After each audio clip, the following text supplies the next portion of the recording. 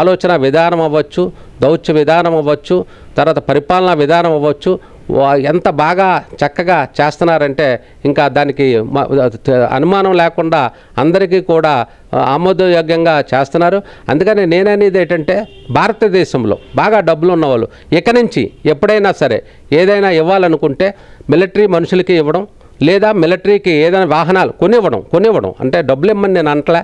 Military వాళ్ళకి ఏమైనా ఇవ్వాలనుకుంటే ఒక వస్త్రాలు, లేదంటే బుల్లెట్ ప్రూఫ్లు, లేదంటే షూస్ కొని దానం చేయడం, లేదా మిలిటరీ వాళ్ళకి భూమిలు ఏమన్నా ఉంటే ఓ 10 ఎకరాలు ఉందనుకోండి, ఎంతోమందికి ఆ ఊరు చుట్టుపక్కల గ్రామాలు మిలిటరీ వాళ్ళకి 1 ఎకరం చొప్పున ఇవ్వడం. ఈ రకంగా మిలిటరీ వారిని ప్రోత్సహించాలి. ఎందుకంటే దేశం కోసం ప్రాణాలు అర్పించే మనుషులు వాళ్ళు కాబట్టి వాళ్ళు మనం ఆర్థికంగా మిలిటరీ వారిని ఆర్థికంగా మనం ఆదుకుంటే రేపొద్దున ఎక్కువ మంది మిలిటరీలో చేరి దేశానికి రక్షతగా ఉంటారు.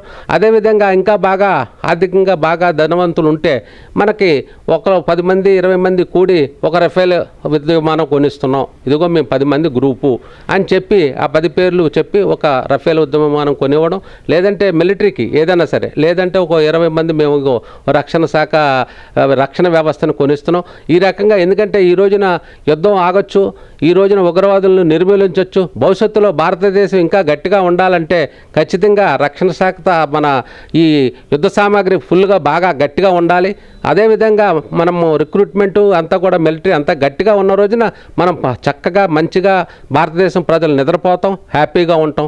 మనం రక్షణ సరిగ్గా ఉన్న రోజున మనకి ఏమీ బాధ లేదు.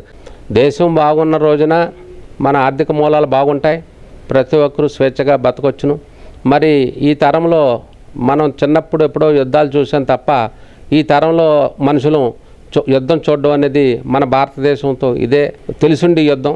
అన్ని దేశాలు కూడా భారతదేశానికి మద్దతు తెలియజేసే నిర్మూలించాలనే ఉద్దేశంతో మరి వారు తీసుకున్న ఈ చర్య, మరి ఈ చర్య ద్వారా ఇంకా భవిష్యత్తులో ఎవరికి కూడా భారతదేశంలో ఉగ్రవాదం సమస్య ఉండదనేది నా యొక్క ఉద్దేశం.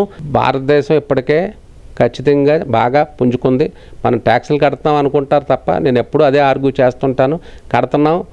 మా డాక్టర్ గారు కూడా చాలాసార్లు ఆర్గ్యూ చేస్తే నరసింహరావు గారికి అదే చెప్పేవాడిని, సార్ మన డబ్బులన్నీ కూడా పట్టుకెళ్ళి మిలిటరీకి పెడుతున్నారు, తర్వాత విదేశాలకు ఇస్తున్నారు, దౌత్యం పెంచుతున్నారు. ఆయన చాలా ప్రధానమంత్రి గారు చాలా అత్యున్నతమైన విశ్వగురువుగా కీర్తించబడుతున్న మనిషి కాబట్టి వారికి అన్నీ తెలుసును, బాగా చేస్తున్నారు అని నేను ఎప్పుడూ అదే చెప్తుంటాను. అదే ఈ రోజున ప్రజలందరికీ తెలిసి బయటపడింది. భారతదేశాన్ని కూడా ప్రపంచ దేశాలు ఏ దేశం కూడా టచ్ చేయడానికి వీల్లేని విధంగా భారతదేశం అభివృద్ధి చెందాలంటే మన దేశంలో ఉన్న ఆర్థికంగా బాగా ఉన్న వాళ్ళందరూ కూడా రక్షణ శాఖకి సామాన్లు కొనివ్వాలనేది నా యొక్క ప్రధాన డిమాండ్.